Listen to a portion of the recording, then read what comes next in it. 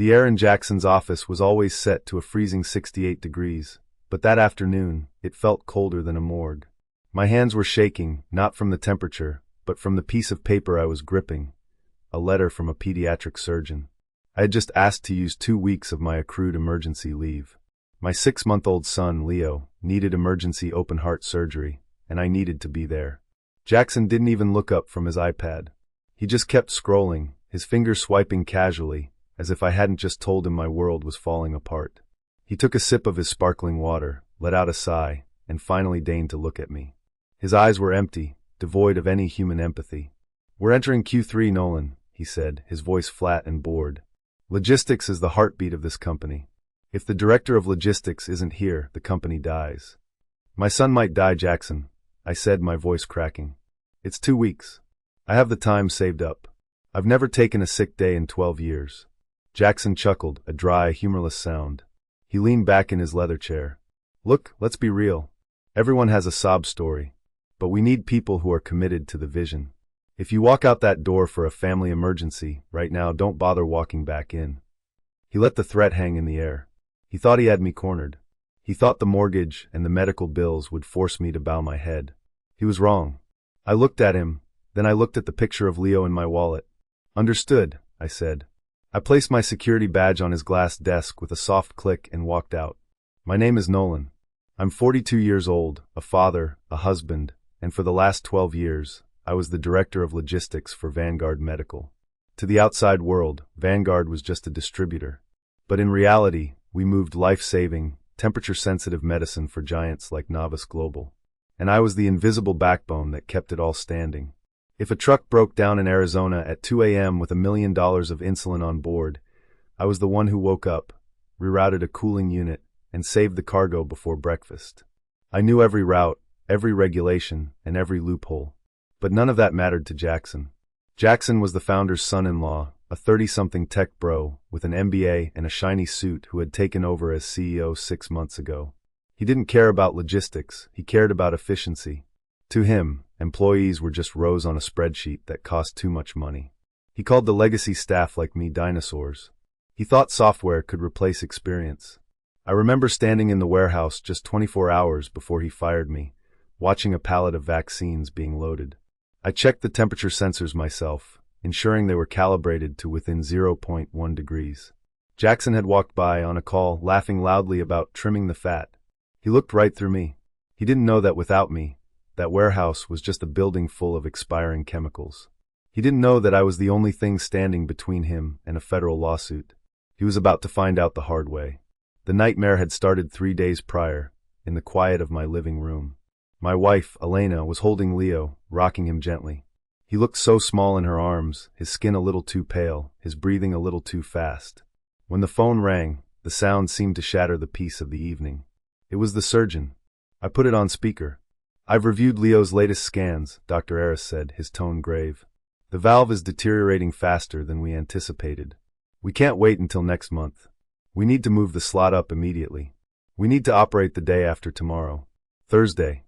I felt the blood drain from my face.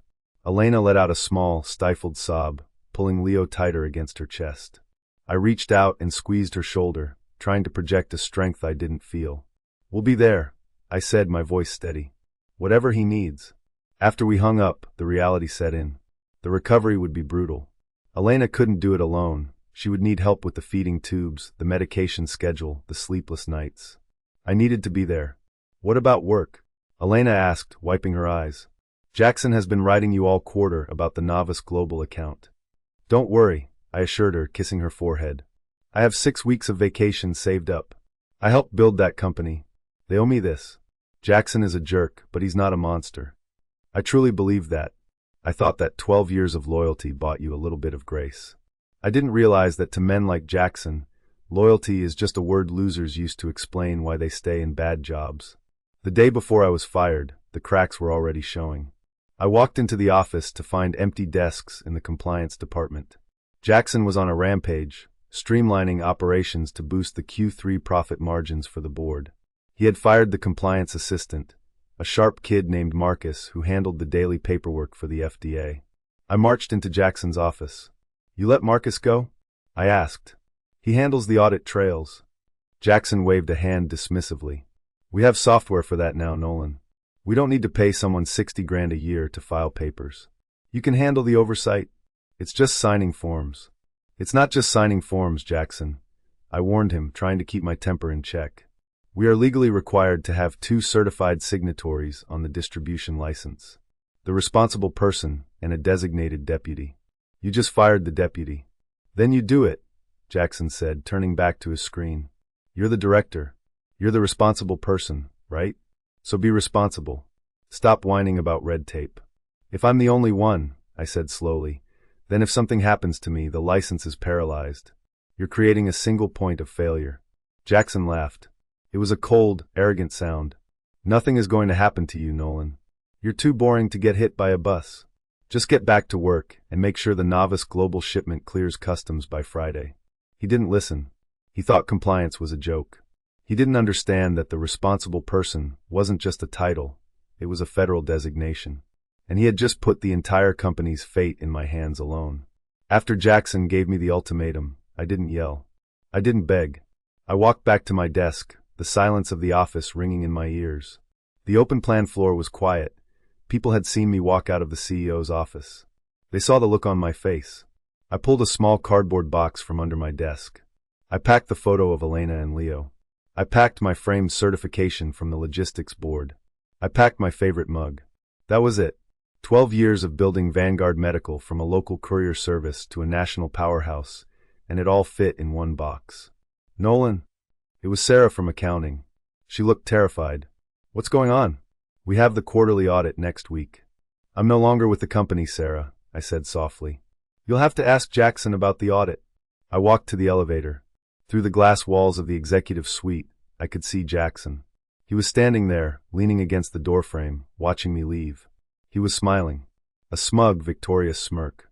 He was texting on his phone, probably telling a recruiter to find a cheaper, hungrier replacement who wouldn't nag him about sick kids or compliance laws. He thought he had just shed an expensive salary. He thought he had won. I took the elevator down to the parking garage, my heart pounding with a mix of terror and adrenaline. I was unemployed. My son was going into surgery.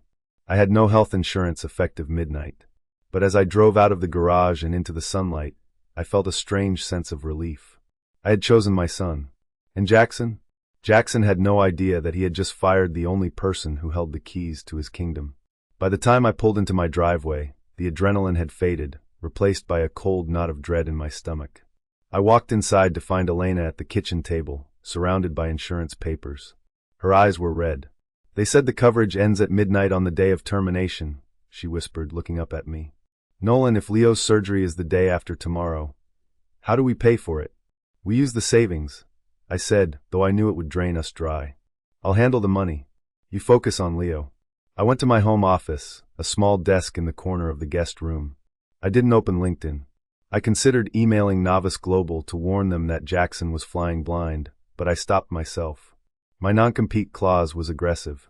If I sent a single email, poisoning the well, Jaxon would sue me into oblivion before the day was out. I had to let the system do its work. I opened the government regulatory portal for pharmaceutical distribution. I wasn't doing this out of spite. I was doing it because the law gave me no choice. As the designated responsible person, RP, on Vanguard's license, I was personally liable for every pill and vial they shipped. If a shipment went bad while my name was on it, I could go to jail, even if I wasn't employed there. The law stated clearly, an RP must update their status within 48 hours of termination. I logged in. My name was listed in bold letters next to Vanguard Medical's active distribution license. I took a deep breath. I clicked Edit Status. Then I selected Terminated/Inactive. A warning box popped up. This action will immediately suspend the associated license until a new RP is vetted. Proceed? Goodbye, Jaxon, I whispered. I clicked Submit. I knew Jaxon's playbook better than he did. While I was sitting at home, I knew exactly what was happening inside the glass walls of Vanguard. He wouldn't hire an expensive replacement. He would look for the cheapest option available. I found out later I was right. An hour after I left, Jaxon called Brett into his office. Brett was a 24-year-old junior analyst I had hired 6 months ago. He was smart, eager, and completely unprepared for the mountain I had just climbed down from. Congratulations, Brett, Jaxon told him, patting him on the shoulder. You're the interim head of logistics. Brett must have been thrilled. A promotion? A title bump?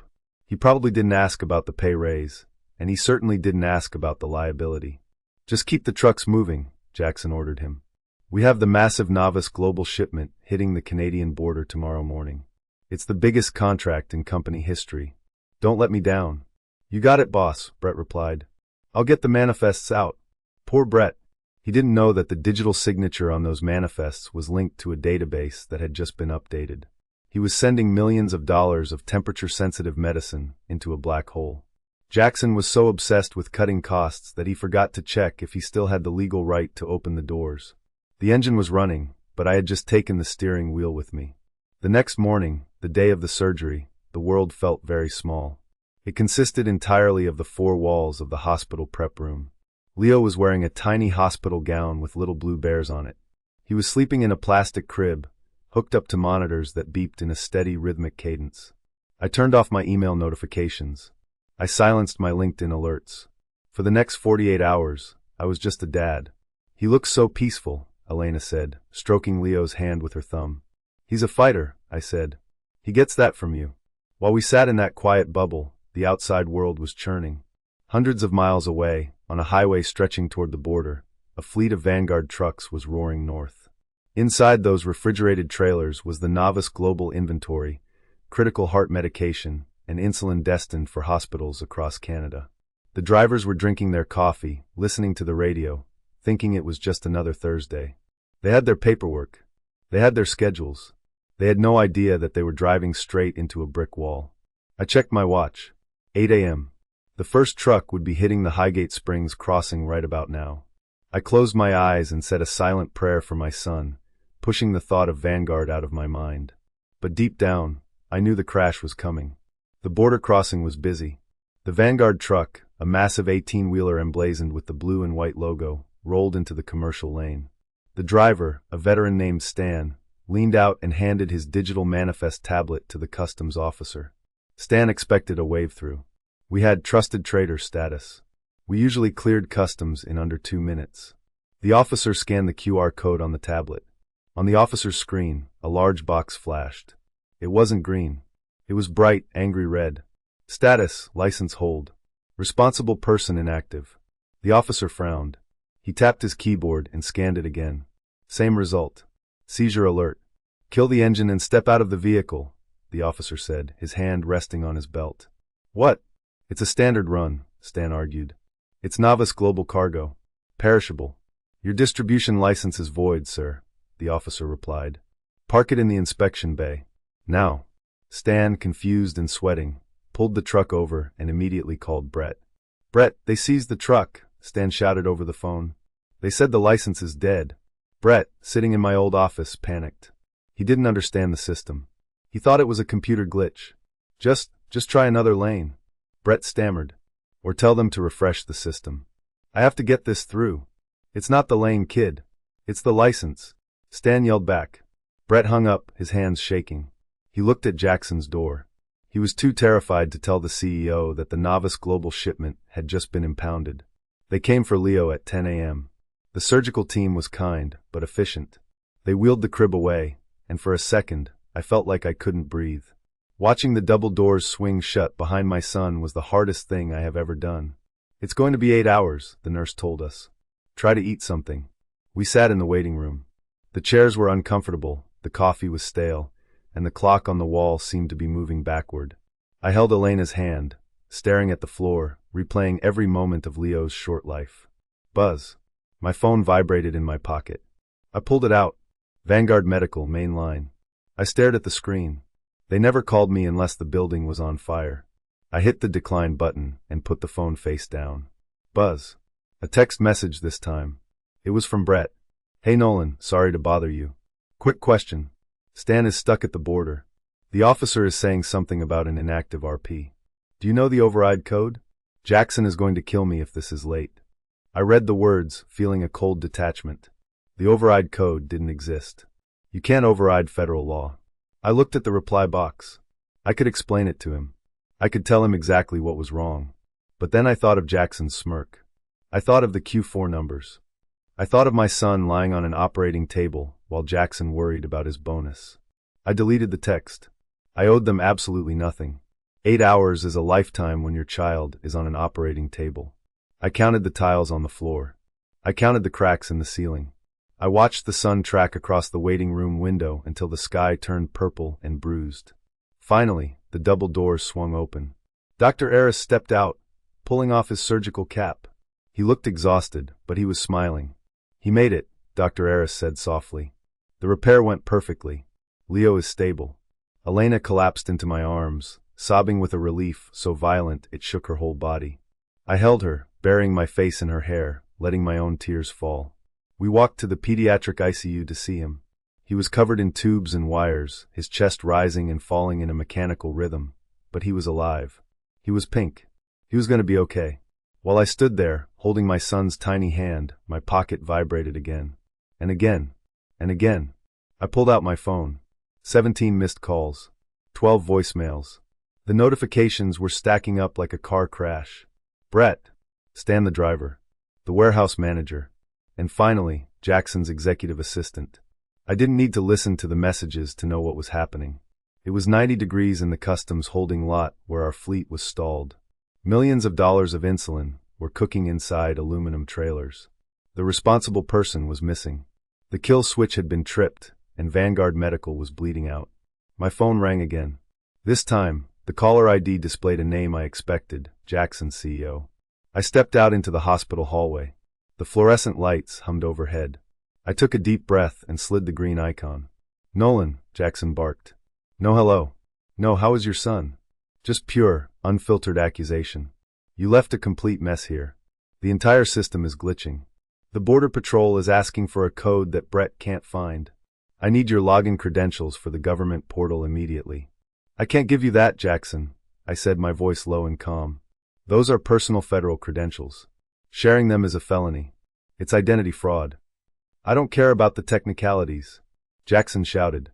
I could hear the panic fraying the edges of his voice. "We have 4 trucks seized. Novice Global is screaming for answers. You did this on purpose." "I didn't do anything," I replied. "I followed the law. When you fired me, I was required to delist myself as the responsible person. You fired the license holder, Jaxon. You don't have a valid distribution license right now." There was a silence on the line, heavy and suffocating. "Fix it," he hissed. "Log back in and reactivate it, or I will sue you for corporate sabotage. I will bury you, Nolan." "My son is in the ICU," I said.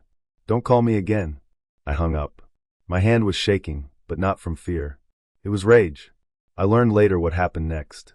While I was washing my face in the hospital bathroom, trying to scrub away the exhaustion, Jaxon was facing the firing squad. The phone in his office rang. It was the vice president of operations for Novice Global. Novice wasn't just a client. They were 70% of Vanguard's revenue. They were the reason the lights stayed on. "Jaxon," the VP said, his voice ice cold. "Why is my tracking system showing a critical seizure alert at the Highgate crossing? Our hospital network in Montreal is waiting for that heart medication." Jaxon, sweating through his expensive shirt, did what he always did. He lied. "It's just a minor glitch," Jaxon stammered, trying to sound confident. "We have a bit of a weather delay up north. The trucks are moving slow. We'll have it sorted in an hour." The VP didn't pause. "Don't lie to me. I'm looking at the customs database right now. The code is LIC void. That means you don't have a legal right to ship that product. You tried to move a Class 2 pharmaceutical across international lines without a license." "It's a clerical error," Jaxon insisted. "It's a breach of contract," the VP cut him off. "If that shipment isn't released in 4 hours, we are initiating penalty clauses. And Jaxon, do not lie to me again." The line went dead. Jaxon stared at the phone, the color draining from his face.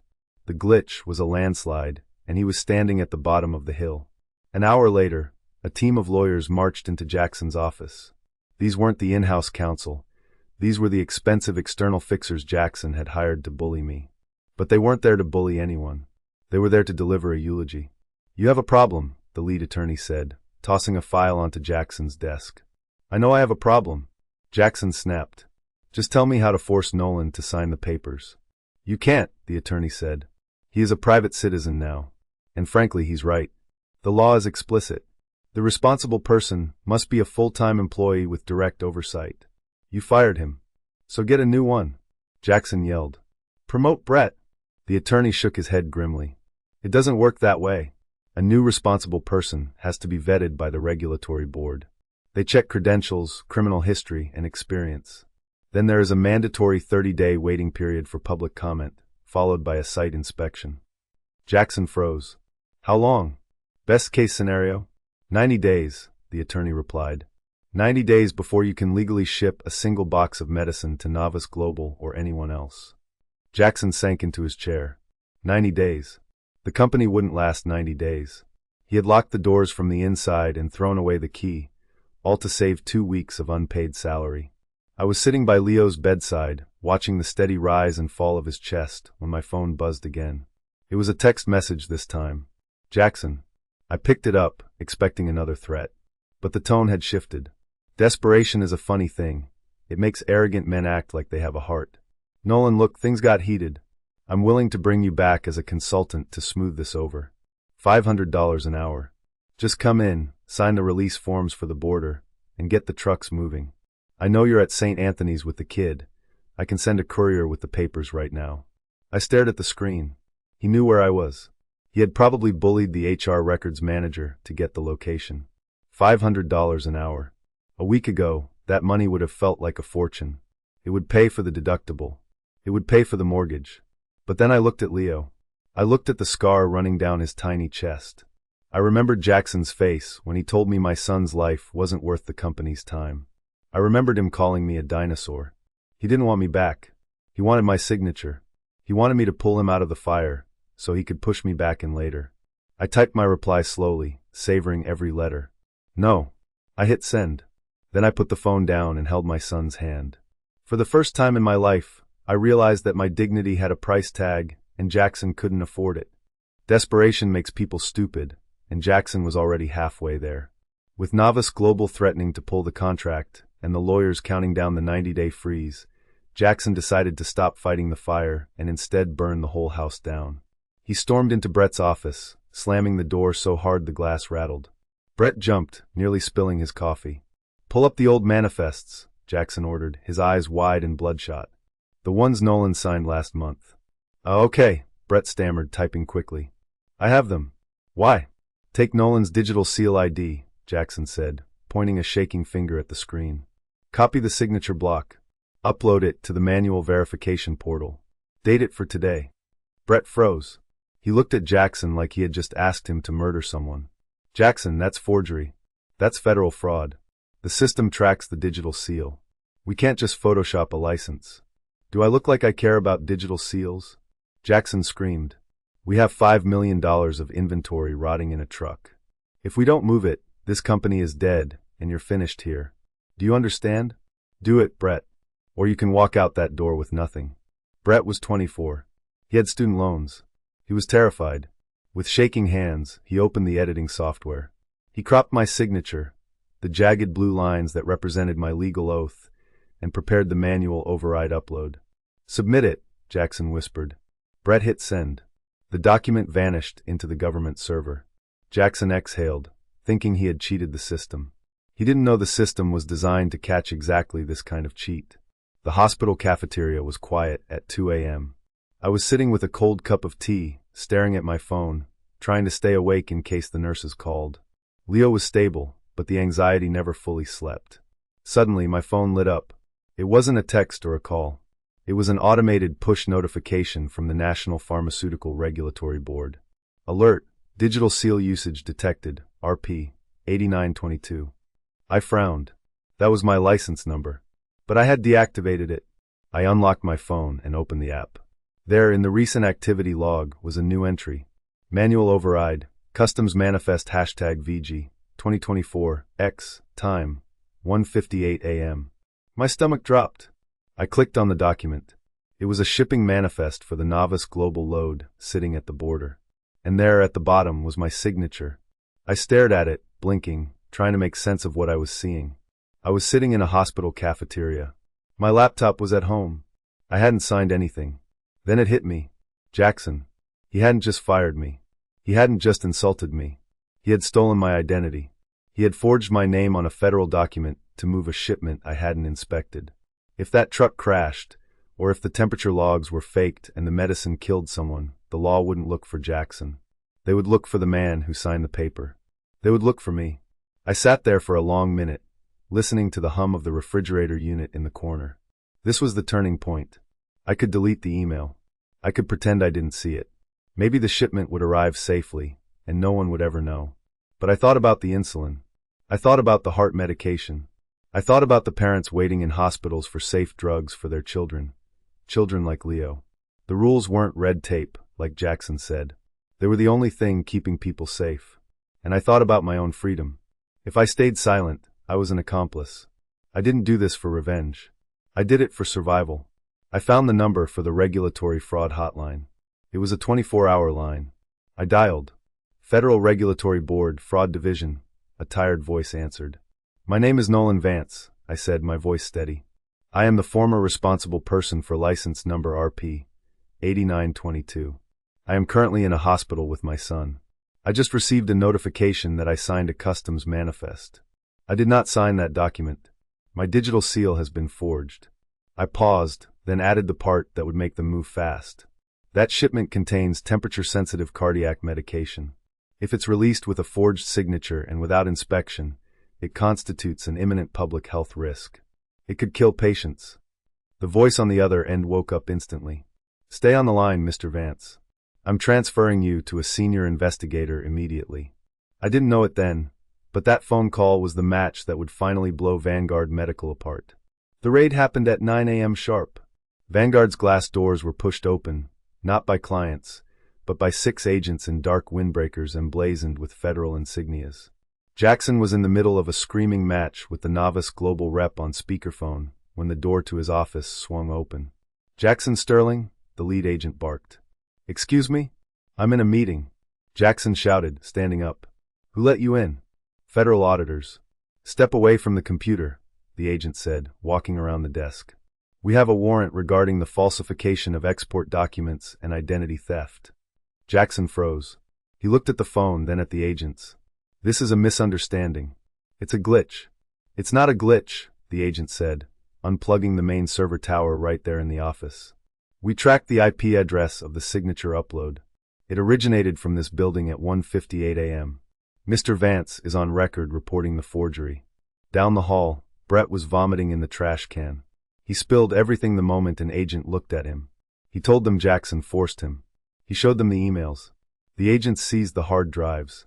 They put a padlock on the warehouse doors. They issued a cease operations order. And then, they called Novice Global to inform them that their supplier was officially a crime scene. I was back in the cafeteria at noon, trying to eat a sandwich that tasted like cardboard, when I saw him. Jaxon. He looked like a ghost. His tie was undone, his expensive suit was rumpled, and his eyes were wild. He must have driven straight here after the agents kicked him out of the building, using the location he had bullied out of HR the day before. He scanned the room frantically until he spotted me. He ran over, nearly tripping on a chair. Nolan, he gasped, grabbing the edge of my table. Nolan, you have to help me. I put my sandwich down slowly. You shouldn't be here, Jaxon. The feds took the servers, he whispered, his voice trembling. They're talking about prison time, Nolan. Fraud. Forgery. You have to call them. Tell them it was a mistake. Tell them you authorized me to use the signature just this once. Please. He pulled out his smartphone, his thumbs shaking as he opened his banking app. I'll wire you money right now. I'll send you $50,000. Just give me the account number. Just make the call. I looked at the phone screen glowing in his trembling hand. Then I looked at his face. The arrogance was gone, replaced by the pathetic, naked fear of a man who had never been told no in his entire life. He thought money fixed everything. He thought my integrity was for sale because he had sold his own long ago. You forged my name, I said. You stole my identity while my son was in surgery. I was desperate, he pleaded. I did it for the company. No, I said. You did it for yourself. I stood up slowly, the legs of my chair scraping against the linoleum floor. The sound was loud in the quiet cafeteria. I looked down at Jaxon, at the sweat beading on his forehead and the phone trembling in his hand. Put your money away, Jaxon, I said, my voice barely above a whisper. Nolan, please, he whimpered. I'll lose everything. The board will destroy me. I'm asking you man to man, help me. That was the wrong thing to say. Man to man, I repeated, feeling a cold fire in my chest. You fired me when my son was fighting for his life. You looked me in the eye and told me my family was a liability. And then, when things got hard for you, you risked the safety of every patient waiting for those medicines just to save your quarterly bonus. I leaned in close.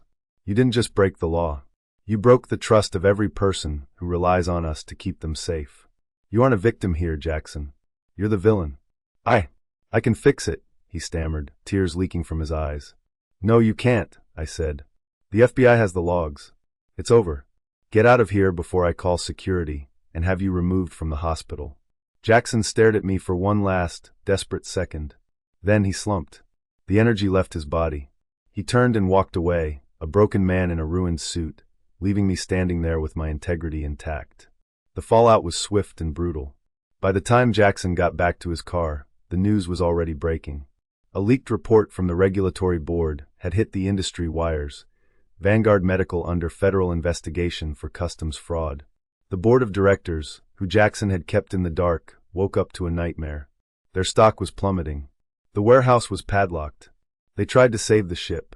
The chairman of the board called Novice Global directly, begging for a meeting. He tried to blame it all on a rogue employee. But Novice Global wasn't interested in excuses. I heard about the call later. The Novice VP didn't even yell. He just stated the facts. You have a federal cease and desist order, the VP told the chairman. Your CEO forged documents. Our supply chain is compromised. We are exercising the breach of trust clause in our contract immediately. The deal is dead. The chairman tried to argue, but the line went dead. In the boardroom, panic set in. Without the Novice contract, Vanguard wasn't a company. It was just a building full of debt.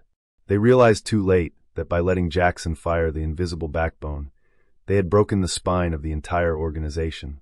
They needed a miracle, but they didn't know that the miracle was already sitting in my LinkedIn inbox. While the board was scrambling, I was sitting in the recovery room with Leo. He was awake now, his little fingers gripping my thumb. I smiled at him, feeling a peace I hadn't felt in weeks. My phone pinged. It wasn't a lawyer. It wasn't the police. It was a notification from LinkedIn. I opened it. The message was from the Vice President of Operations at Novice Global. Nolan, I heard about what happened. I saw the report. I also checked the logs and saw that you deactivated your license before the forgery. You did the right thing. I typed back, I just followed the protocol. His reply came instantly. That's why we liked working with you. You care about the protocol. Listen, Vanguard is finished. We can't trust them. But we need that warehouse and that distribution network. We are preparing a hostile takeover to buy their assets for pennies on the dollar. I stared at the screen, my heart thumping. We need someone to run it, the message continued. Someone who knows the systems. Someone who is actually a licensed, responsible person. If we buy the building, will you come back? Not as a director, but as the VP of operations? I looked at my son. Then I looked at the offer. It wasn't just a job. It was vindication. I'm listening, I typed. The end of Vanguard Medical happened in a boring conference room on a Thursday. Jaxon was summoned by the board. He thought he was going to explain his way out of it. He walked in with his lawyers, ready to fight. He didn't get the chance to speak. You are terminated for gross misconduct, criminal negligence, and bringing the company into disrepute, the chairman read from a sheet of paper. Your stock options are voided. Security will escort you out. Jaxon tried to scream, but it was over. He left the building with nothing but a box of personal items, exactly as I had done 2 weeks earlier. By the end of the day, the sale was finalized. Novice Global acquired the distressed assets of Vanguard Medical. The price was humiliatingly low. The board took the deal because it was the only way to avoid bankruptcy. One of the primary conditions of the sale was the immediate reinstatement of the distribution license. The regulators agreed to lift the freeze immediately. Why? Because the new owners had already submitted the paperwork for a new, responsible person. They didn't need to vet him for 90 days. They already knew him. He had a clean record. He had reported the fraud. His name was on the file. It was me. 3 months later, the morning air was crisp and cool. I parked my car in the executive spot, right next to the front door. The sign on the glass building had changed. It no longer said Vanguard. It read Novice Global Logistics in sleek silver letters. I walked through the lobby. The compliance team waved at me. I had rehired Marcus, the assistant Jaxon fired, on my first day. The warehouse was humming with activity. The trucks were moving. I took the elevator up to the top floor. I walked into the corner office, the one with the glass walls. I sat down behind the massive desk where Jaxon used to sit. My phone rang. It was Elena. "How is the boss doing?" she asked, laughing. "The boss is doing fine," I said, smiling. "How is Leo?" "He's crawling," she said. "He's trying to chase the cat." I laughed, a genuine happy sound. "I'll be home for dinner at 5. I promise." I hung up and looked at the document on my desk. It was a shipping manifest for a massive supply of vaccines. I took my pen, a nice one, and signed my name at the bottom. Nolan Vance, VP of Operations. Jaxon was facing a court date next month for fraud. I was going home to my healthy son. I had asked for 2 weeks. I ended up with the whole company. And the best part, I didn't have to break a single rule to get it.